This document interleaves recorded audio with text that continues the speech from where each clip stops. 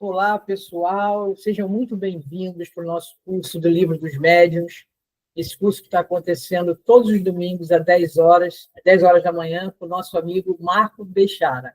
Marco, Atma Namastê. Agora estou usando certinho. Atma Namastê, que a paz do Senhor Jesus esteja conosco. Deixa eu colocar aqui a minha apresentação.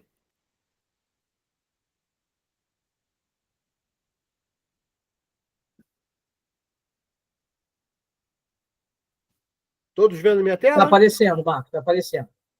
Ok.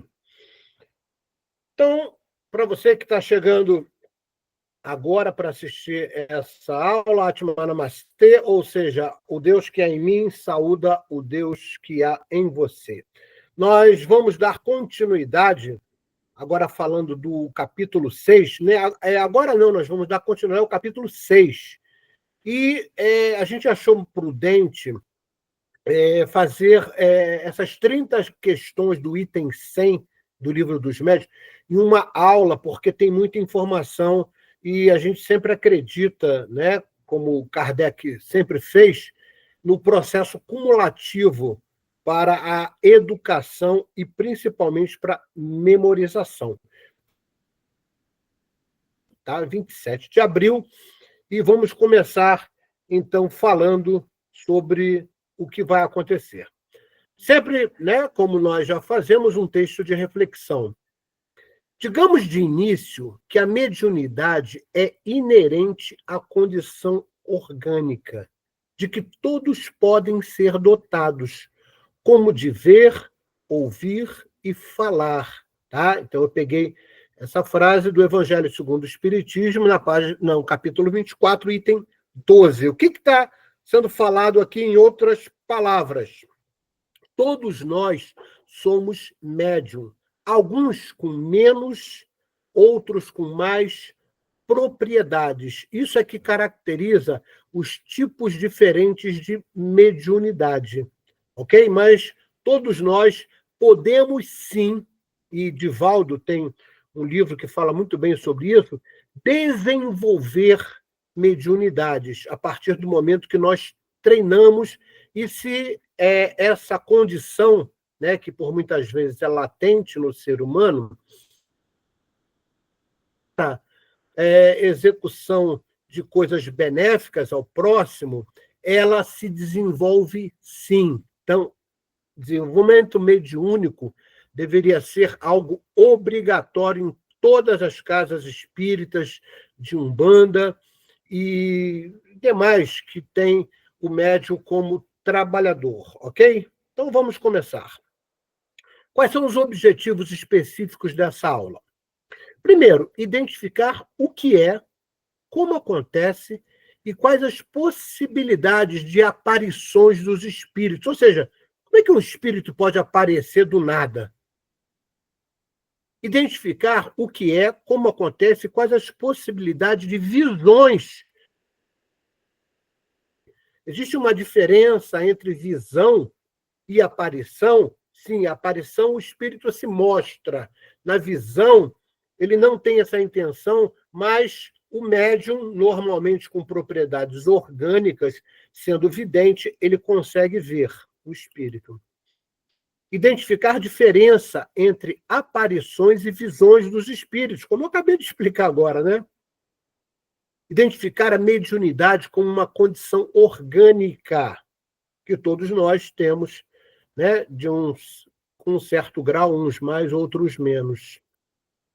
Identificar o que é e como é produzido fogos fatos, que é muito confundido às vezes. Identificar que o espírito nunca regride em seu processo evolutivo, podendo, porém, degradar, ou seja, estacionar o seu espírito, né? Ele estaciona o espírito e degrada o corpo espiritual. Então, a gente vai ver exatamente esses assuntos que são muito importantes no estudo do Livro dos Médiuns. Vamos começar com a questão de 1 a 5, né, desse Livro dos Médiuns, que é o item 100, né, que, como eu falei para vocês, esse item 100 tem 30 subitens. Então, a gente começa aqui do 1 ao 5. Os espíritos podem se tornar visíveis, tanto às classes mais elevadas como às classes mais inferiores, mas não tem sempre a permissão nem a vontade. Puxa, Marco, como é que ele faz isso? Através das propriedades que a gente vai rever, né, do Zalmino Zimmermann, as propriedades do perispírito. Então, ele pode e conseguir fazer isso. Por quê, Marco? Porque ele simplesmente, através da vontade dele, ele manipula os seus fluidos perispirituais e consegue se mostrar a uma pessoa. O objetivo pode ser bom ou mal. Né? Puxa, Marco, por que mal? Porque às vezes ele pode querer espantar alguém e ele plasma, né? É outra propriedade do perispírito, uma forma animalizada, uma forma de vampiro, de lobisomem, né? Então, puxa, mas o espírito pode fazer isso, Marco? Pode, porém, tem que haver permissão. Puxa, se um espírito superior dá permissão para um espírito se apresentar como, por exemplo, um lobisomem, qual é o objetivo? Por muitas vezes, é uma prova para o encarnado. Ok? A intenção do espírito pode ser má, porém, o resultado pode ser bom. Como a gente falou agora, né? A intenção dele é assustar. Porém, né, aquela aparição dele, né, plásmica, como um lobisomem, pode ser boa para o encarnado porque ele fortalece a fé. Ele sabe que aquilo ali é uma manifestação temporária e aparente, onde o espírito plasmou esse corpo aí horrendo, ok? Então, isso resume as questões 1 a 5. Reflexão. Por que não vemos os espíritos constantemente? Por que nós, né, encarnados, né, eu vou te falar assim, eu tenho vidência, tá? Toda vez que eu estou em trabalho mediúnico, eu tenho vidência. E, às vezes, até clarividência também, que é fora do tempo e do espaço. Mas isso pensa que o vidente, eu vejo espírito toda hora? Não, não vejo. Tá? Mas por que isso não acontece? Pelo fato dos espíritos desencarnarem, estarem na quarta dimensão e nós na terceira. Então, existe uma relação aí de diferença. Nós estamos na terceira dimensão e eles estão na quarta dimensão.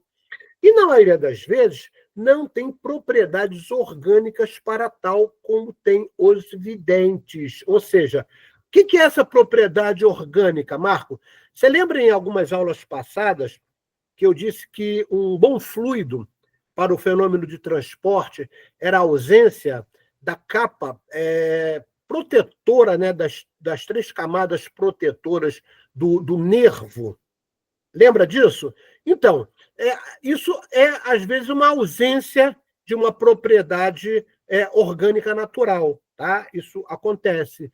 Porém, pode ser também um pendículo, né? Pode ser uma propriedade específica de enzima, tá? Pode ser uma característica de uma glândula endócrina. Então, cada médio, dependendo da sua mediunidade, ele tem propriedades específicas para tal. E isso é planejado antes dele encarnar. Marco, mas espera aí. Você disse que ele pode treinar. Sim, ele tem aquele estado, vamos dizer assim, latente.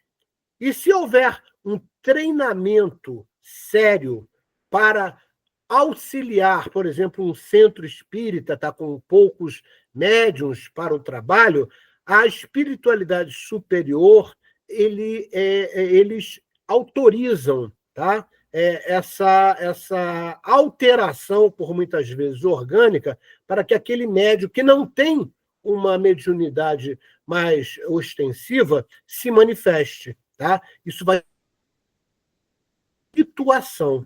Ok, meus queridos? Agora vamos ver a questão 9. Quanto mais o homem se aproxima da natureza espiritual, mais facilmente entra em relação com os espíritos. Marco, o que ele está dizendo com se aproxima da natureza espiritual, quando ele produz em si a transformação moral que nós chamamos de reforma íntima. A reforma íntima, para todos os encarnados, não é só para os espíritas, não, é para qualquer ser encarnado.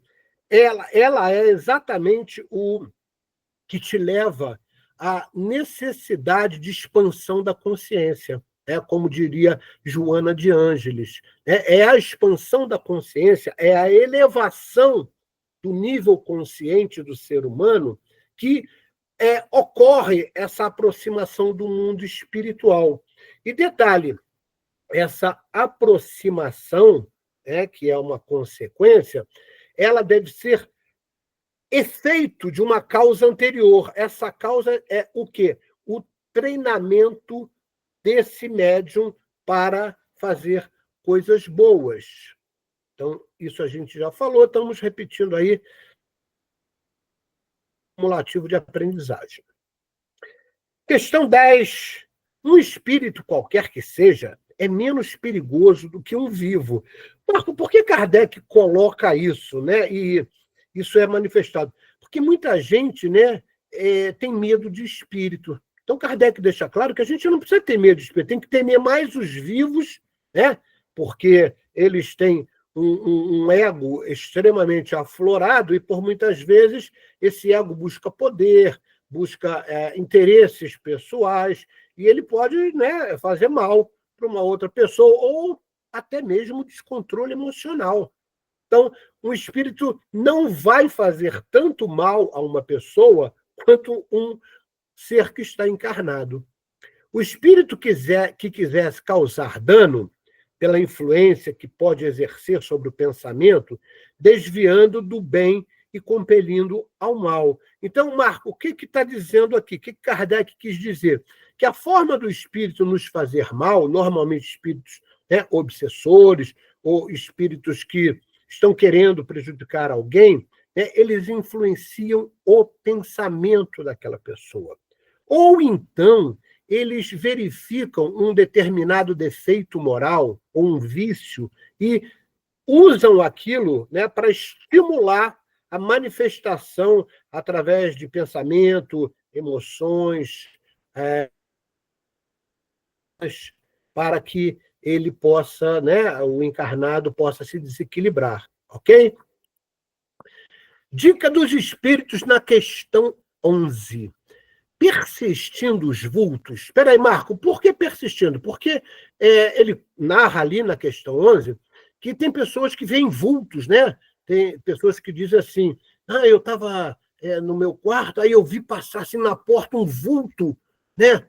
O que é isso? Né? Por que isso acontece? Né? Então, Kardec dá, né, através dos espíritos, dá a seguinte dica. Olha, se persistir os vultos, ou tiver, né, a manifestação de alguma aparição, normalmente as aparições têm o mesmo teor das vidências, tá? O espírito não aparece de corpo inteiro, ele aparece normalmente da cintura para cima. Marco, por que isso? Porque causa ao espírito que quer fazer uma aparição, ou o próprio vidente, muito trabalho nos fluidos perispirituais dele. Então, ele, querendo se mostrar, ele normalmente plasma, né, e se torna visível através de aumentando a luminosidade da cintura para cima. Tá? Então, os espíritos dizem o seguinte, olha, se vultos persistirem, né? Puxa, eu estou vendo vulto aí todo dia antes de dormir, inclusive eu tive uma aparição, eu vi ali um espírito, né? Então, os espíritos dizem o seguinte, olha, tenta conversar, quem é? Você deseja alguma coisa? Eu posso te ajudar de alguma maneira? Tá?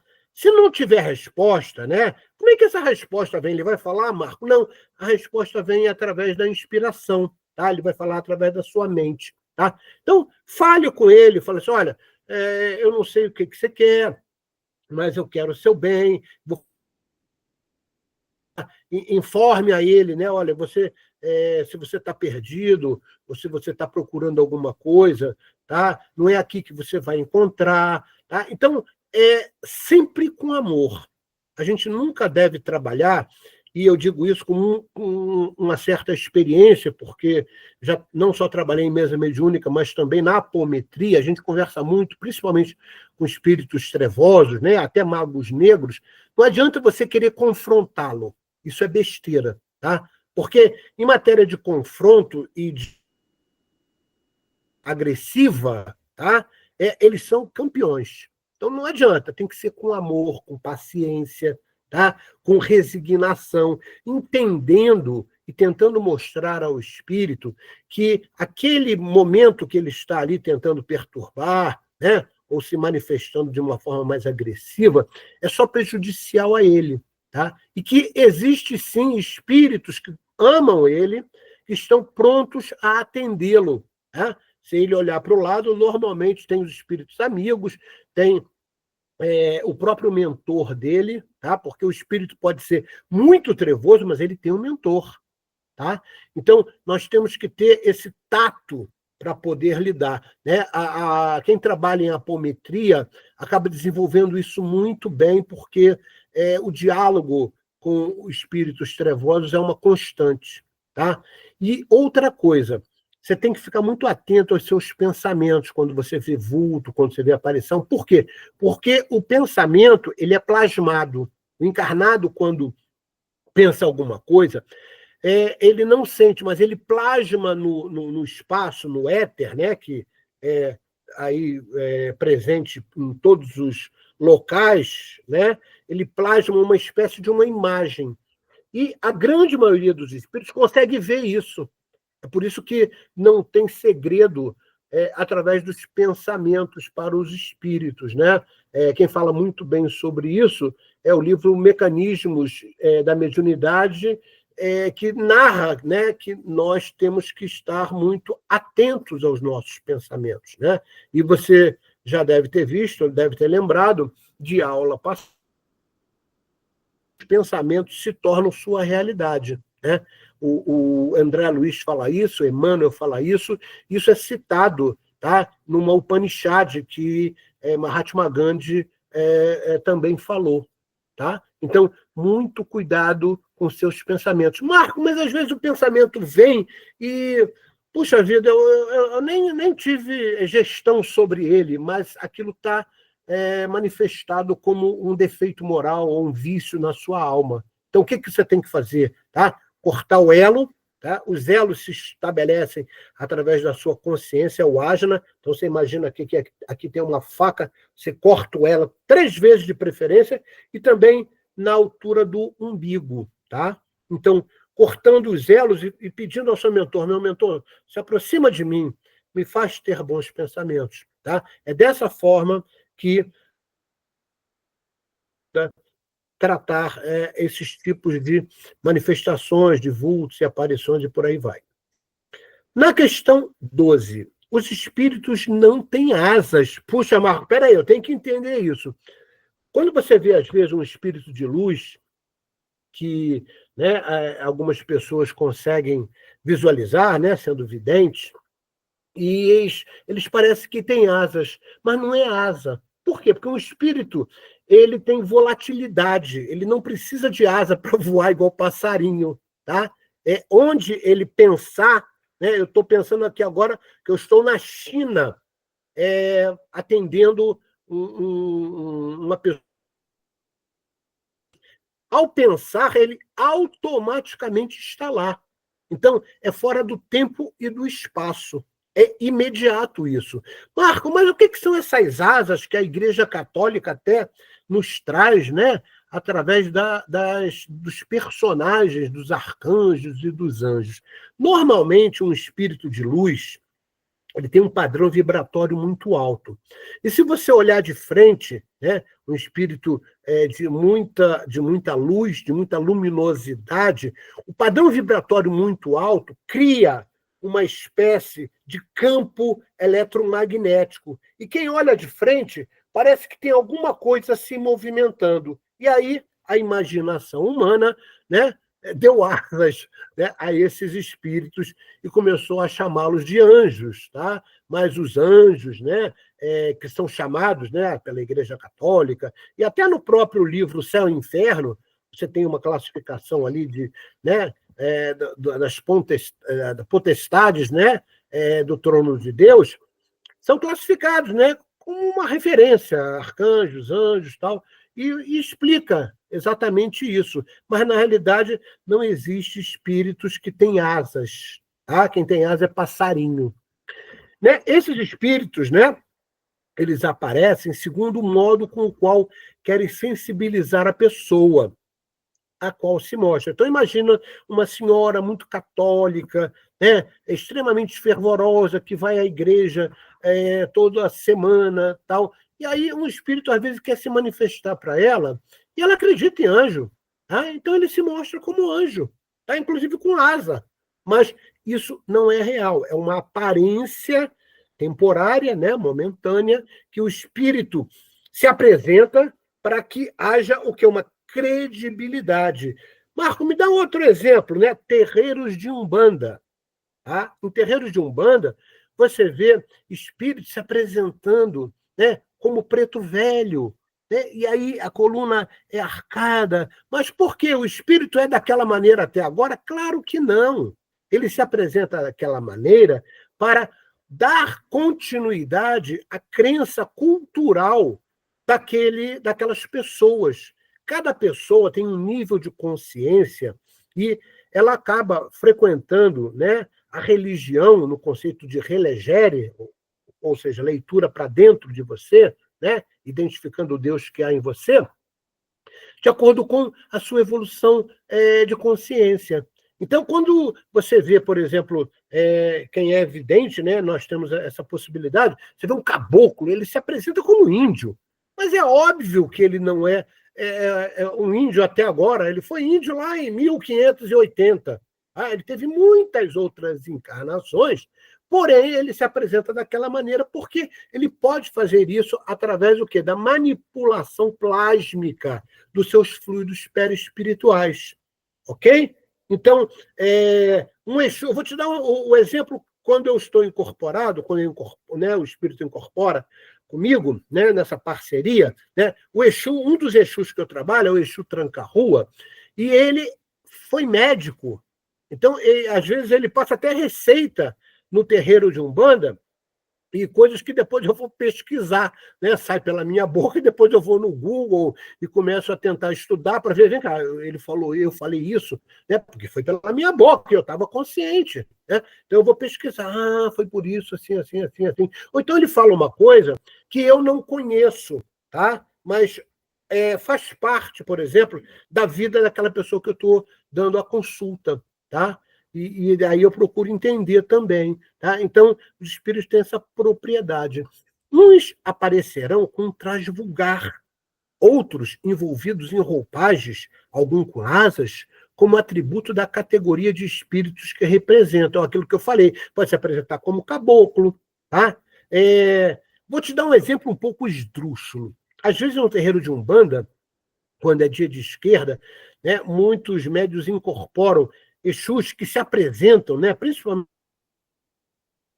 apresentam com o punho torcido, tá? Isso, na realidade, é animismo do médium, porque o espírito não tem essa dificuldade, né, de, vamos dizer, apresentar sua mão normal. Tá? Normalmente, os médios, culturalmente, principalmente os novatos, eles não sabendo bem interpretar a vibração da entidade, eles reproduzem o que ele viu ali o outro fazendo. Tá? Mas isso não é real, é uma espécie de animismo. Por quê? Porque um caboclo lançando flecha não precisa se apresentar, né? Porque você, na época lá de 1500, já passaram mais de quase 600 anos, né? Ele já teve outras encarnações. Ele se apresenta com a aparência de um caboclo para perpetuar aquela cultura daquele credo. Ok, meus irmãos? Dica de prudência na questão 14 desse item 100 do Livro dos Médiuns. Um espírito zombeteiro com permissão pode apresentar-se com a aparência de outra pessoa, familiar, uma pessoa ilustre, e etc., para dizer mentiras e induzir ao erro. Isso é muito comum quando o médium está sob a influência do orgulho, né? E acaba, vamos dizer, achando que ele incorpora Bezerra de Menezes, que ele tem acesso direto, né, a espíritos altamente evoluídos, e por muitas vezes isso é uma prova. Então, os médios, principalmente no início do seu desenvolvimento mediúnico, que já conseguem, por exemplo, contato com o mundo espiritual, eles têm que tomar muito cuidado, porque muitas vezes, né, a aparência de um espírito não é verdadeira, ok? E, Marco, como é que eu posso, vamos dizer assim, se aquilo é verdadeiro ou não? Pelo que sai da boca desse espírito, pelo que passa a você mentalmente. Por quê, Marco? Porque espíritos bons, espíritos evoluídos, primeiro, não dão data para nada. Eles não dizem que isso vai acontecer lá na época tal, tá? Ou no dia tal. Eles não falam isso. Tá? Até porque, dentro do conceito deles, eles são atemporais. Ok? Então, quando o espírito se apresenta dando informações muito precisas, desconfiem, porque normalmente pode ser uma prova para o médium. E essa prova não acontece só com o médium que está no início do seu desenvolvimento. A gente, às vezes, vê prova, isso está narrado em vários livros, de presidentes, né? Ou seja, dirigentes de mesa mediúnica, que não, às vezes, acreditam, né, em determinada lá ali na mesa mediúnica dele só tem presença de espíritos altamente evoluídos, e às vezes vem, por exemplo, um mago negro, que normalmente tem uma inteligência completamente diferenciada, são muito inteligentes, tá? E eles simplesmente falam de coisas de Jesus, citam parábolas de Jesus, citam trechos da vida de Jesus, conhecedores a fundo da Bíblia, porque muitos desses magos negros foram pessoas ilustres dentro da igreja, que se apresentam, né, como bons espíritos. Porém, fique atento, como diz o próprio Livro dos Médiuns mais à frente, ao conteúdo que sai da sua boca. Ok? É dessa forma que a gente verifica se o espírito está com boas intenções ou ele está querendo manipular ou induzir ao erro. Ok, meus irmãos?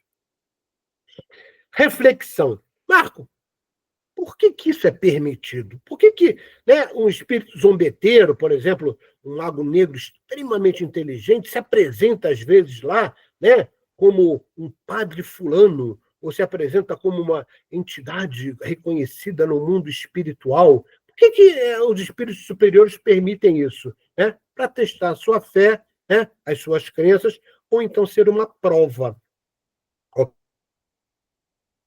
Quem estuda de verdade Kardec era sempre um questionador. Kardec não aceitava as coisas. Inclusive, ele tem uma passagem que diz assim: não é porque é espírito que você deve acreditar em tudo que ele fala. Kardec fala isso. Por quê? Porque Kardec ele era o senhor do bom senso. Então, você tem que analisar o que o espírito está falando. Qual é o conteúdo daquela mensagem? Aquela mensagem é benéfica? Aquela mensagem traz para você reflexões para que você tenha atitudes, vamos dizer assim, diferentes da que você está tendo? É isso que Kardec recomenda. Por isso, eu sou fã incondicional de Kardec.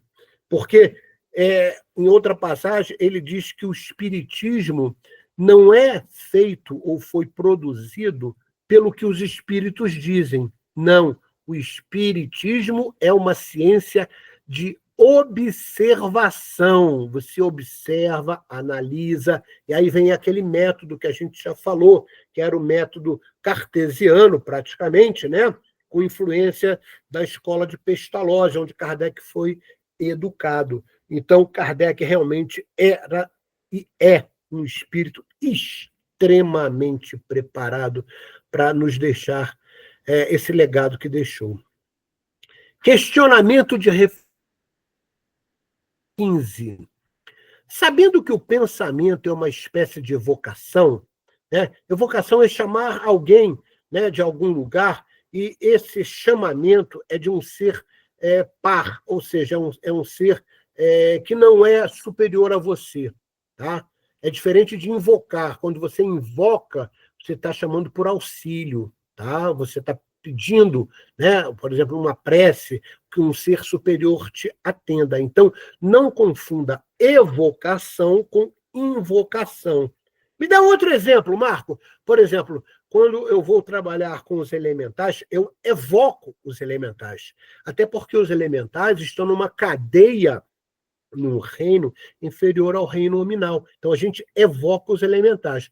Porém, quando eu peço a ajuda de um guia, né, do meu mentor, eu invoco a presença e a orientação deles, ok? Porque mesmo pensando muito em um espírito, ele não se manifesta. Tá? Tem gente que, por exemplo, às vezes perde um ente querido. Eu perdi meu pai, eu perdi um irmão, e eu vou aqui fazer uma prece antes de dormir, para que eu possa ter contato com ele, para que ele me diga que ele está bem e tal. Isso não acontece. Aí você fala assim, puxa vida, a minha prece não está valendo de nada. Não, não é isso.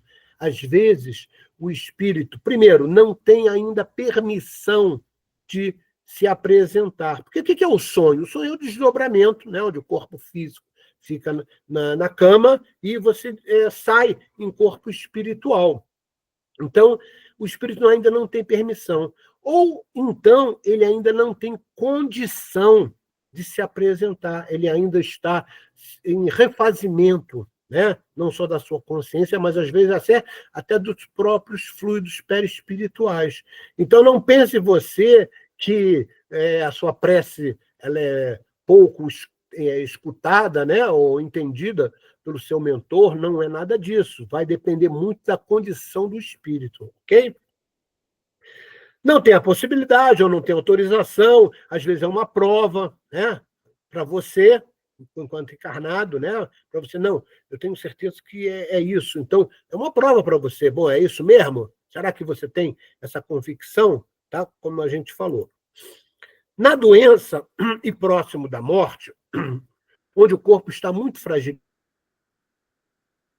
mais comuns, devido aos laços materiais estarem mais frouxos. Então, eu estou resumindo aqui a questão 16. Então, quando a pessoa está adoentada, né, o que acontece quando ela também está próxima da morte? Tá?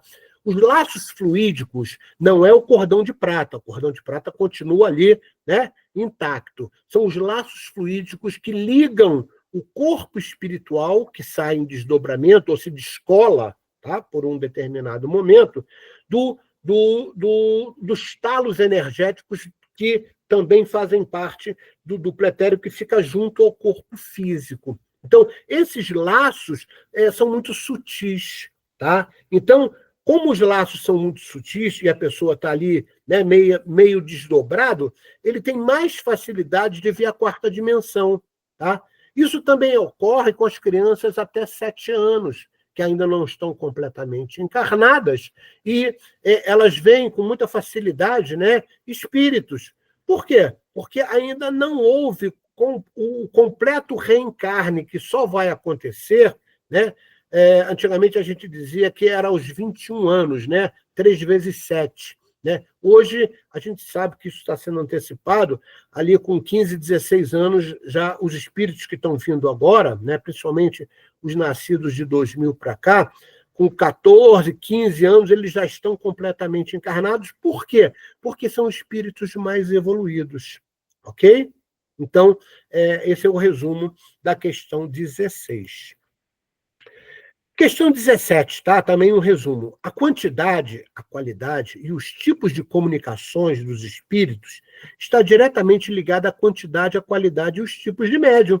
Poxa, tem um médium que é escrevente, o outro que é audiente, o outro que que incorpora, né? O outro que tem capacidade de clarividência. Então, dependendo do tipo de propriedade orgânica a qual você encarnou ou que você desenvolveu através do treinamento para fazer o bem, você fica com um tipo de mediunidade.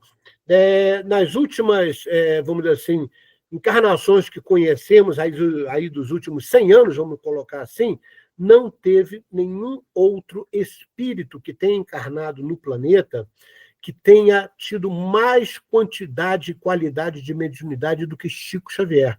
Chico Xavier já era um espírito extremamente preparado, tá? E quando ele manifestava uma mediunidade, era de uma serenidade como se nada tivesse acontecendo, tá? Quero dar exemplo de determinados médiuns que ainda não conseguem interpretar bem a vibração, né, de uma entidade. Eu dou o exemplo de Chico Xavier. Veja a serenidade que Chico Xavier conseguia fazer, né, ou fazer a parceria de incorporação de um espírito, de André Luiz, de Emmanuel. Mas por que isso, Marco? Porque existe uma afinidade fluídica. Chico Xavier já é um espírito extremamente preparado. Nós, como ainda somos muito grosseiros no trato tanto do defeito moral quanto dos vícios, nós, às vezes, temos dificuldade de interpretar essa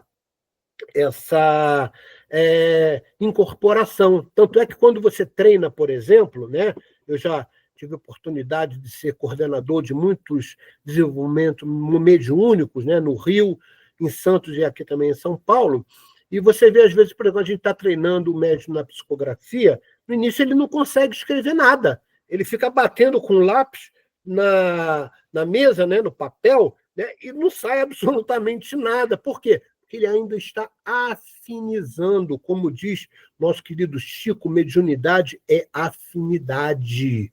E para isso, você precisa estar com uma certa pureza, ou seja, você tem que estar já no processo de reforma íntima. Por isso é que a reforma íntima é a coisa mais importante para todos os encarnados.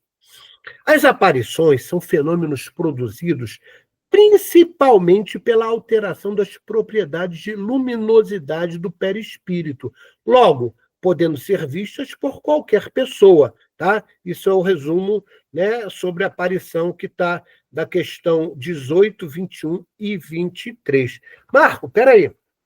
O espírito, né, desencarnado, ele tem essa capacidade de manipular os seus fluidos perispirituais, e o que ele faz? Ele aumenta a luminosidade.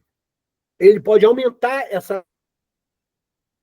Lembrar, na aula 11, né, a gente no slide 13 apresentou exatamente essa planilha do Zalmino Zimmermann, que eu acho fantástica, onde ele mostra quais são as propriedades do perispírito. Olha aqui, ó, luminosidade. A intensidade de luz está na razão da pureza do espírito, ou seja, quanto mais evoluído é um espírito, mais luminosidade ele apresenta. E as imperfeições escurecem.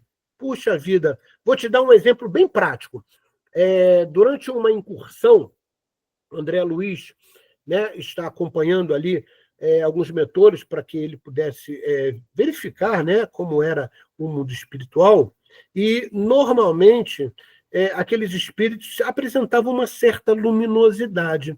E aí o mentor, né, que coordenava ali vamos dizer assim, a excursão, a umbral profundo, falou assim, olha, a fim de evitar manifestações e até agressividade por parte desses espíritos que estão aqui, né, eles estavam no umbral, por favor, pense.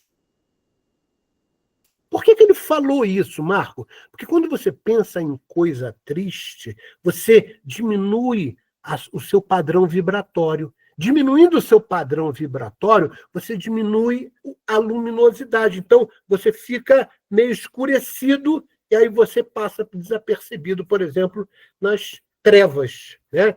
Dei um exemplo prático aí para você entender. Então, está aqui as propriedades, todas essas propriedades, os espíritos desencarnados podem manipular, se quanto maior for o seu nível de evolução, mais possibilidades de manipulação de todas essas propriedades. ok? Mas mesmo o espírito ignorante, ele com o desejo, ele consegue manipular, né, e gerenciar algumas delas, né? Como eu, né, afirmo aqui para vocês, corroborando, essas propriedades podem ser gerenciadas pelo espírito, principalmente dependendo do seu grau de consciência e evolução. Quanto mais evoluído, mais possibilidades. Quanto menos evoluído, menos possibilidades. As visões são fenômenos produzidos por um estado temporário de alteração da consciência do encarnado, espontâneo ou provocado, identificado como uma espécie de dupla vista ou segunda vista. É a visão da alma. Mesmo acreditando ver com os olhos físicos, quem tem a visão o faz através do perispírito. Então, normalmente, as visões, quem tem são os videntes, ok? Então, existe um estado alterado de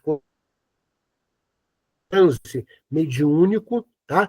Ele pode ser espontâneo, né? Às vezes, o espírito querendo se manifestar, aquilo se torna espontâneo para o médium, tá? Ou então ele pode ser provocado de único, tá?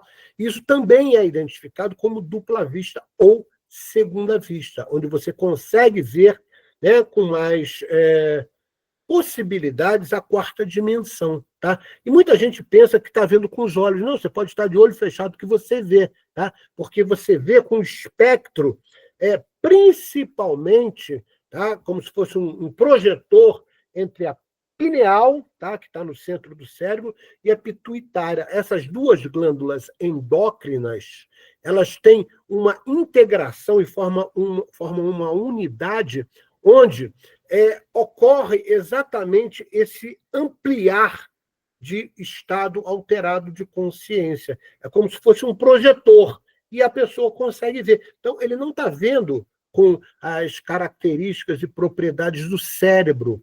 Ele está vendo isso, é óbvio que tem alteração no cérebro, tá? Você deve lembrar que toda a glândula endócrina, no caso aí que eu estou citando a pineal e a pituitária, elas segregam um hormônio, né? A pituitária, que está aqui no ágina, ela segrega um hormônio parecido com o leite, ele é meio leitoso, né? Os hormônios segregados pela pituitária, pela glândula, segregado pela glândula pineal, ele é meio dourado, ele é um amarelo clarinho, que se parece ali meio com... É como se fosse um amarelo claro, como se fosse mel, tá? Daí vem o mito, que é um mito, né, da Terra Prometida. A Terra Prometida, que os israelenses lá achavam que era Israel, não é um pedaço de terra, né? Nada mais é do que a expansão do nível de consciência, e você vai ler na Bíblia, principalmente no Antigo Testamento, que nessa Terra Prometida exala muito mel e muito leite, que ele chama de néctar. Tá? Então, Marco, exala como? Porque é exatamente nessa circunstância, tá, entre a mente e o cérebro que é exalado, produzido, né, esses hormônios. Então a Terra Prometida nada mais é do que um estado elevado de consciência. É isso, Marco? E é nessa Terra, né, e aí ele se refere ao cérebro,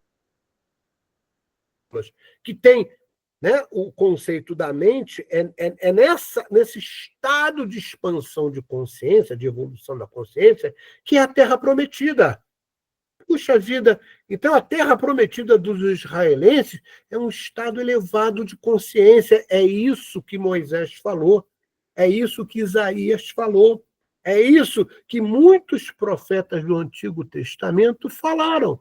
E as pessoas pegam ao pé da letra e pensam que era um pedaço de terra ali. Não, é Canaã, né? É ali, é Israel, tem que ser aí, produz guerra, faz um monte de besteira, né?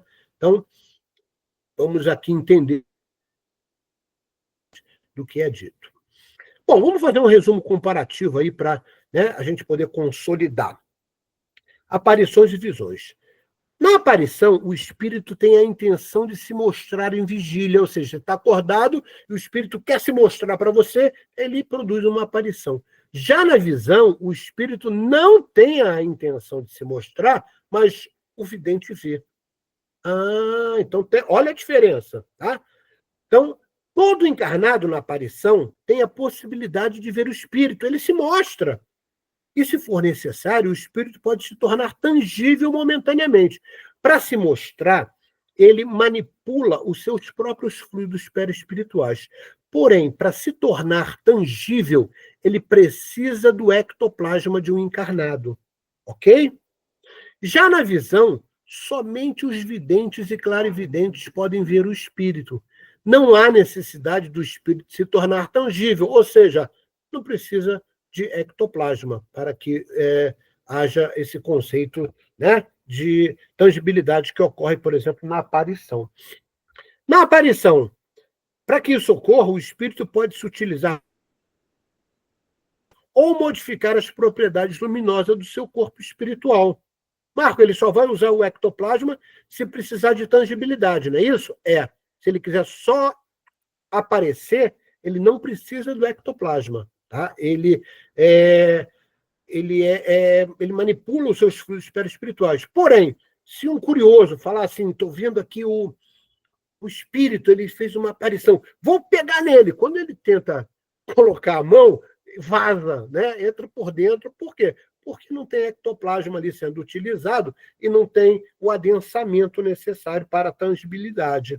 Ok? Já na visão, não existe a necessidade de utilização de ectoplasma pelo espírito, nem de alteração das propriedades luminosas do seu corpo perispiritual. Por quê? Porque é o vidente, é o médium vidente que tem essa possibilidade. Ele tem as condições orgânicas, né? Foi planejado, antes dele reencarnar, que ele teria essa mediunidade e ele não precisa, né, do que é necessário para ocorrer a aparição. Então, eu fiz esses dois resumos comparativos para a gente deixar bem claro a diferença entre aparição e visão. Na questão 22, no vosso estado material, ou seja, encarnados, né? Os espíritos não podem se manifestar senão com a ajuda do seu envoltório semimaterial, que é o perispírito, tá? É sob esse envoltório que eles aparecem, às vezes, sobre uma forma humana, que é o corpo espiritual, como eu falei para vocês, dificilmente ele se manifesta, não só na aparição, mas também para o vidente, com o corpo inteiro. Normalmente é da cintura para cima, tá? Ou de qualquer outra forma, tá? Seja nos sonhos, seja mesmo no estado de vigília nosso, né? Também na luz quanto na escuridão, tá? Então, isso é uma coisa óbvia, né? Que a gente cita porque faz parte, né, aí do estudo do Livro dos Médiuns. Na questão 24, tá? É uma coisa bastante interessante. Essas aparições podem ser momentaneamente tangíveis. Então, peraí, Marco. Um exemplo. O espírito quis se mostrar. Tá? Então, ele manipulou os seus fluidos perispirituais, né? Aumentou a luminosidade e se mostrou para qualquer pessoa. Todo mundo viu. Tá? Mas ele quer se mostrar e quer fazer crer que ele ainda está vivo. Então, o que ele faz? Ele se utiliza do ectoplasma, né? Ele vai capturar o ectoplasma de alguém para tornar, por exemplo, tá? Não é possível haver tangibilidade na aparição, tá? Se não houver a utilização do ectoplasma, ok? Então, essa é a questão 24 desse, né, item 100 do Livro dos Médiuns. Considerando o estudo de André Luiz, sabemos que qualquer tipo de mediunidade depende da condição orgânica do médium. André Luiz fala isso, mecanismo da mediunidade, fala isso, domínios da mediunidade, fala em vários livros, tá? Que é necessário haver uma condição orgânica, que pode ser do nascituro, ou seja, a pessoa já nasceu com aquilo, ou, né, na intenção de fazer o bem e auxiliar, por exemplo, um centro espírita, um centro de umbanda, aquilo é treinado e pode ser desenvolvido sim, ok? Ou seja, o corpo físico tem uma característica peculiar para facilitar esse processo mediúnico, seja um pendículo, uma protuberância, uma propriedade hormonal, tá? Ou como a gente deu o exemplo, né, desprovido de alguma estrutura nervosa, no caso, a capa, né, que cobre, as 3 capas que cobrem um nervo, né? Então, você vê, tudo é planejado, não tem nada por acaso, tá? E quando o médium ainda não tem aflorado uma determinada mediunidade, ele acaba treinando, é possível, sim, o desenvolvimento, se houver permissão da espiritualidade e a intenção daquela pessoa que está treinando a sua mediunidade é de auxiliar, é de ajudar o próximo, né? É de fazer o bem. Então, a espiritualidade, por muitas vezes, permite que isso aconteça e se desenvolve, né? Alguma coisa na sua glândula, né? No seu sistema nervoso, né? Acontece alguma alteração física para que haja uma correlação, e a gente sabe que existe, entre os corpos sutis e o corpo físico. A condição orgânica oportuniza a possibilidade energética. Essa condição pode ser adquirida em determinados casos que eu citei para vocês aqui. Observação.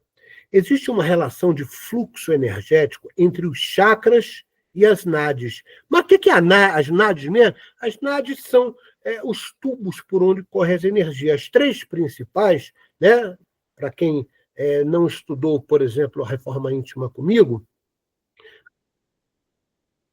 Sushumna, que ele fica dentro da medula espinhal, é por onde desce, né, a energia que é captada pela pineal e desce pelo chakra da coroa, né? Ele vem até a base da medula, né? Onde inicia ali, onde tem o osso Atlas, que sustenta o cérebro, e a partir dali ele corre.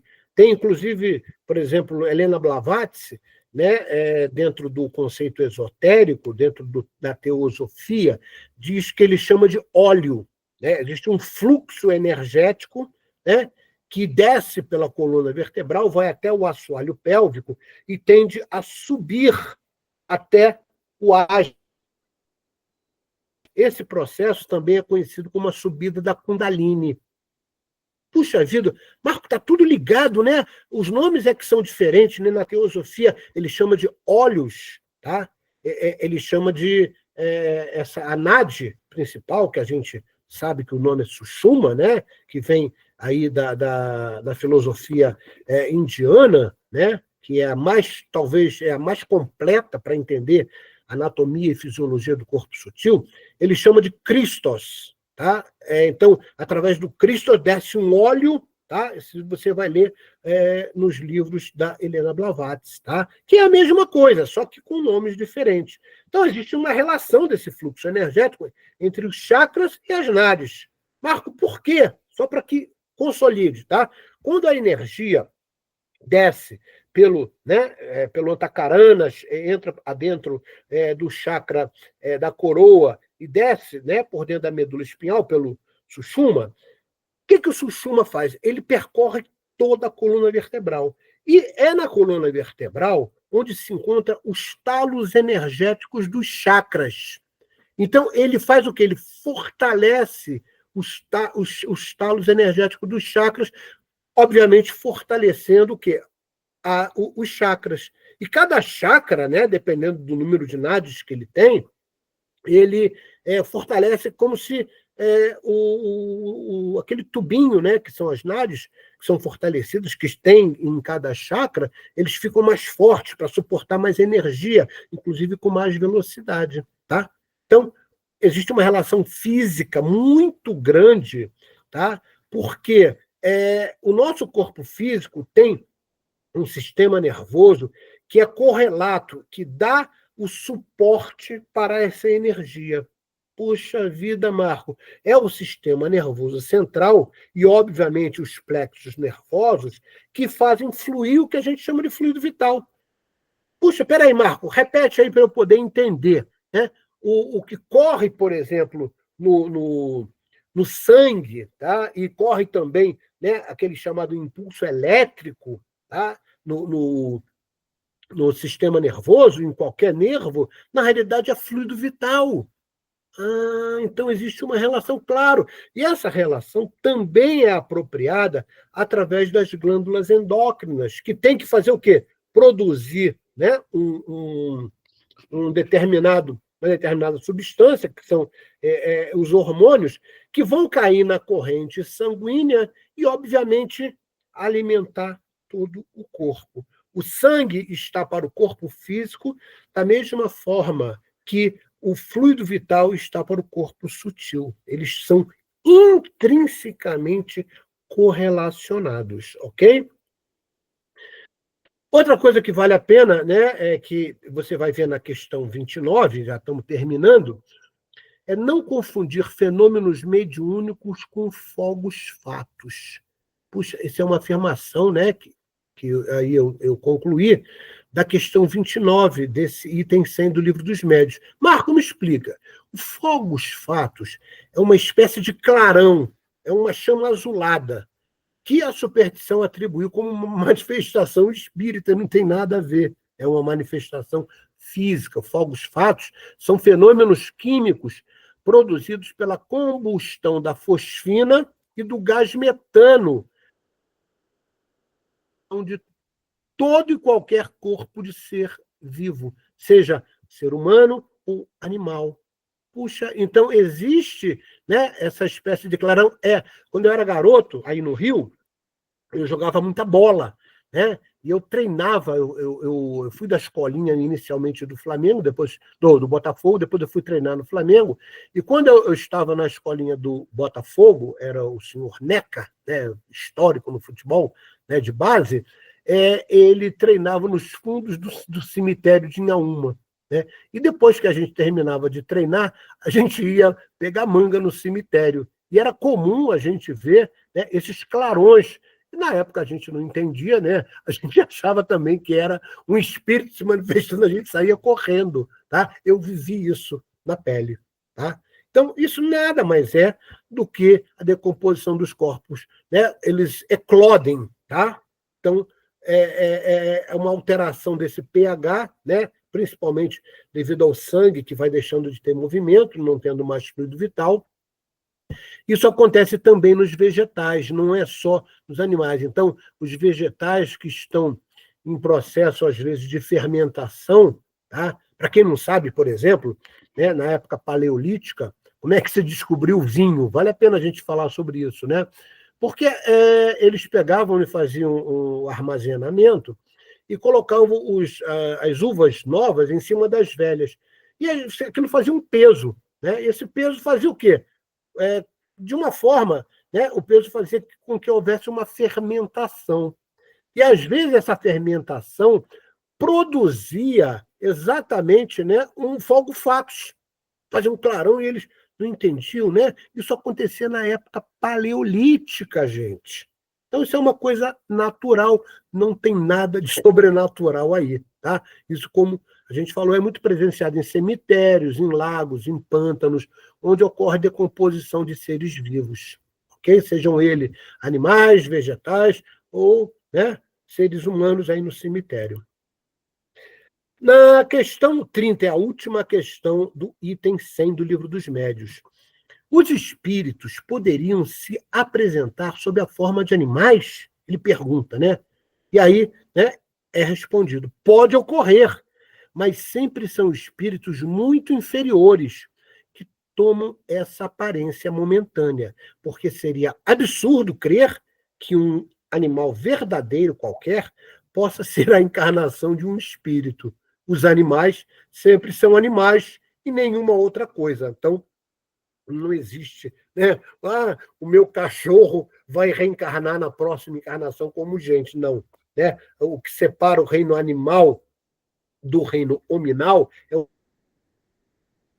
entre um e outro, às vezes são bilhões, não é milhões, não, é bilhões de anos, contando aí no tempo do nosso planeta. Tá? E por muitas vezes, depois de se tornar elementares, até já no final do reino animal, eles vão estagiar em outros mundos. Né? Você vai ver, por exemplo, em Cartas de uma Morta, né, a mãe de Chico Xavier, que é um livro maravilhoso, né, onde ela narra que os animais falavam. Tá? Então, já, né, os animais já praticamente em condições de se tornarem elementais, que é o próximo reino depois do animal, eles falavam, né? Isso em Saturno. que é dentro do nosso sistema solar, é o planeta mais evoluído, tanto é que ele é gasoso, né? A densidade de 0,69 por gramatura de centímetro cúbico, ao passo que o planeta Terra é o mais atrasado, com 5,54 de gramatura de centímetro cúbico. Então, por que você chega a essa conclusão? Porque no Livro dos Médiuns, a gente aprende que o espírito, né, quando vai reencarnar, ele tira o seu corpo sutil do orbe, ou seja, da energia do orbe que ele vai encarnar. Então, o espírito que encarna em Saturno retira o seu perispírito muito sutil de um planeta vaporoso. E nós retiramos de um planeta extremamente rochoso, que é o planeta Terra. Por isso que as densidades são muito diferentes. Ok, meus irmãos? Uma coisa que vale a pena que fecha, né, essa nossa aula. O espírito nunca regride. Ele pode estacionar, porém, o perispírito pode degradar e, por influência mental, produzir a forma animalizada plasmada no corpo espiritual, no todo ou em parte. Marco, me explica melhor isso. É comum, às vezes, um espírito muito revoltado, com raiva, com ódio, né? E ele continua com aquela emoção, né? Já desencarnado, e isso vai fazendo um desgaste dos átomos que formam, né, fazendo um paralelo, o seu corpo sutil, o seu perispírito. E ele começa a degradar, ele começa a desfazer, né, a ponto de você encontrar, por exemplo, no livro Libertação, tá? Que é um livro maravilhoso, onde eu já tive a oportunidade de várias vezes ser instrutor, ele se apresentar como se fosse a árvore. Puxa, Marco, peraí. O espírito se apresenta como... ele degradou seu perispírito devido a algum vício, algum defeito moral muito acentuado, inclusive enquanto desencarnado, e ele degrada. Né? De onde você acha que surge, por exemplo, a lenda do lobisomem? Tem espíritos que se apresentam como demônios, como Satanás com chifre, porque eles podem plasmar isso devido à sua mente viciada. Né? E eles se apresentam dessa forma. Puxa, mas é um espírito ali que está precisando de ajuda. Ok? Então, o espírito não vai regredir.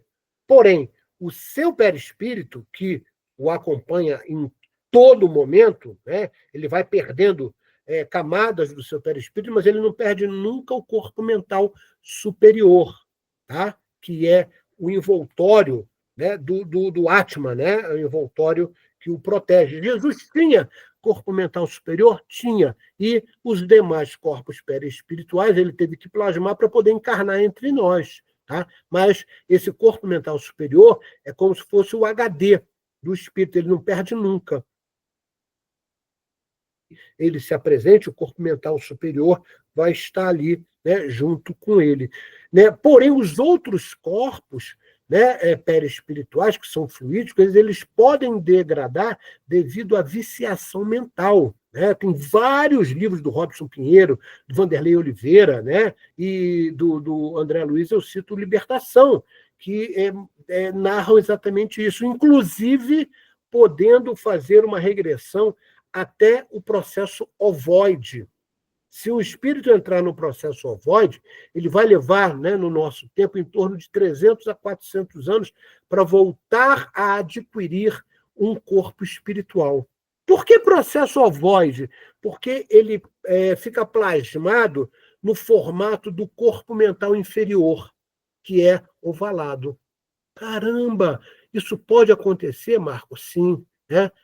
A gente tem notícias de vários livros que mostram os espíritos ajudando, né, os espíritos que estão em forma de ovoides. Tá? Inclusive, eles são manipulados por magos negros, onde miniaturizam esse óvulo, né, e colocam, por exemplo, no sushuma para bloquear.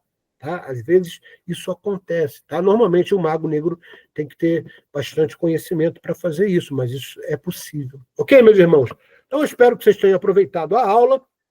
Qualquer dúvida, né, é só perguntar pelo WhatsApp. A Simone, ela me passa, eu logo que possível respondo. Né? Lembrando que eu sempre peço para que vocês leiam o capítulo no Livro dos Médiuns, para que essa leitura seja alguma coisa edificante e possa corroborar até com as explicações que a gente dá aqui, que vão muito além, né, do que está escrito ali, porque a gente consegue trazer para as explicações de Kardec, né, as informações mais atualizadas da ciência espiritual e da própria ciência material. Ok, meus queridos? Atma Namastê, que a paz do Senhor Jesus esteja com cada um de vocês e até a próxima aula com novidades para vocês. Um abraço, beijo no coração.